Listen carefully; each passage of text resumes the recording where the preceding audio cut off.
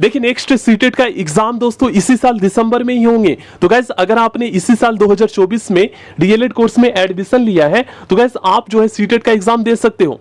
मान लीजिए आप डीएलएड फर्स्ट ईयर में हैं या डीएलएड सेकंड ईयर में गए हैं, तो आपका ये जो सीटेट का एग्जाम है ना, अगर आप पास कर लेते हो तो आपका ये वैलिड होगा। ओके गाइस, तो आज की इस वीडियो में आपको बता देता हूं कि सीटेट का एग्जाम फॉर्म कहां पर भरा जाएगा, कब फॉर्म भरा जाएगा और एग्जाम आपका कब होगा, कहां कहां सेंटर आपका पड़ेगा।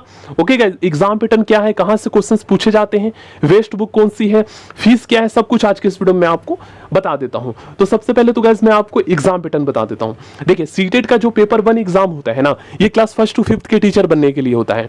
सीटेट एग्जाम पास करने के बाद ही आप किसी भी स्टेट्स में गवर्नमेंट टीचर की जो वैकेंसी आती है ना, उसका फॉर्म भर पाओगे। अगर आपने ओनली डीएलएड किया है, सीटेट पास नहीं किया है, तो आप उसके लिए फॉर्म नहीं भर सकते हैं। ठीक है, ये एलिजिबिलिटी क्राइटेरिया निर्धारित किया गया मिनिमम, मतलब आप समझ लीजिए ये क्वालिफाइंग मार्क्स है।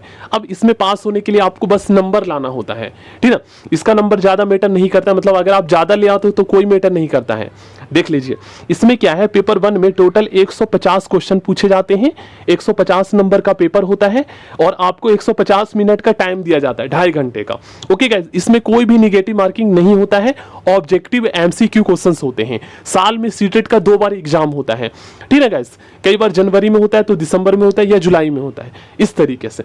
ओके, और पेपर 1 में आपको पता चल गया। देखिए इसमें जो क्वेश्चंस पूछे जाते हैं ना, वो आपका DElEd first year and DElEd second year में जो आप पढ़ते हो पेडागोजी, उसी से आते हैं। कहने का मतलब यह है कि 50% जो क्वेश्चंस है वो आपके एग्जाम में डीएलएड से आता है और 50% क्वेश्चंस क्लास 1 to 8 से आपके एनसीईआरटी बुक से आते हैं। ओके गाइस, अब मैं आपको बताता हूं इसमें पास होने के लिए आपको कितना नंबर लाना होता है।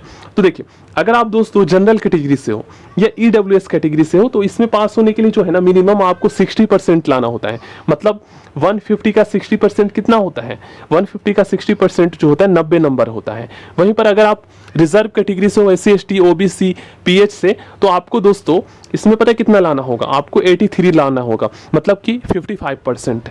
अब गाइस देखो, आप रिजर्व जो कैटेगरी जो आपका है ना, मतलब कि जैसे मान लीजिए बिहार में टीचर की वैकेंसी आई या यूपी में आया और आप दिल्ली से हो, तो ऐसे में क्या है ना कि अदर स्टेट्स में भी जो है अदर स्टेट्स के स्टूडेंट को अलाउ किया जाता है। मतलब कि बिहार में अदर स्टेट्स के स्टूडेंट को एलिजिबल किया गया, वहां पर आप टीचर बन सकते हो, फॉर्म भर सकते हो।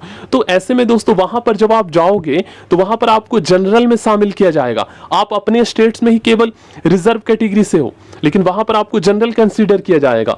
तो ऐसे में आपका जो सीटेट का जो नंबर है ना, वो आपका 90 होना चाहिए, क्योंकि वहां पर जनरल में कंसीडर किया जाएगा। तो ये चीज आपको पता होना चाहिए। तो अदर स्टेट्स का बेनिफिट उठाना चाहते हो तो सीटेट में आप 90 नंबर से कम मत लाना, ठीक ना। बाकी आपको मैंने बता दिया, समझ में आ गया होगा, ठीक है गाइस। अब मैं आपको डिटेल वाला सिलेबस बता देता हूं। फीस की अगर बात करें दोस्तों तो फीस ज्यादा नहीं है इसमें।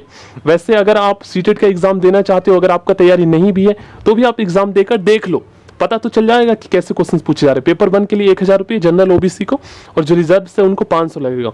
दोनों पेपर डीएलएड वाले दे सकते हैं, लेकिन डीएलएड का जो सेकंड पेपर है ना, पेपर 2, ये वही तभी वैलिड माना जाएगा जब आपका ग्रेजुएशन कंप्लीट होगा, ठीक है। ये चीज आपको पता होना चाहिए। तो सीटेट पेपर 2 का डिटेल सिलेबस देख लीजिए। जैसे देखिए, अगर आप ग्रेजुएशन जो है आर्ट साइड से किए हो, बीए किए हो, बीकॉम किए हो, तो आपको सीटेट पेपर 2 में जो है एसएसटी लेना होगा। अब एसएसटी क्यों? क्योंकि आप एसएसटी के ही टीचर बनोगे 6 to 8 के। वहीं पर अगर आप ग्रेजुएशन साइंस साइड से किए हो तो साइंस साइड में आपको मैथ साइंस लेना होगा। किसमें? सीटेट पेपर 2 में। तो आप 6 to 8 के साइंस मैथ के टीचर बनोगे। ओके गाइस, इसमें भी वही एग्जाम पैटर्न और सिलेबस होता है, वही आपका डीएलएड से क्वेश्चंस पूछे जाते हैं। बाकी डिटेल सिलेबस देखने की बजाय आप सीटेट का बुक ले आओ।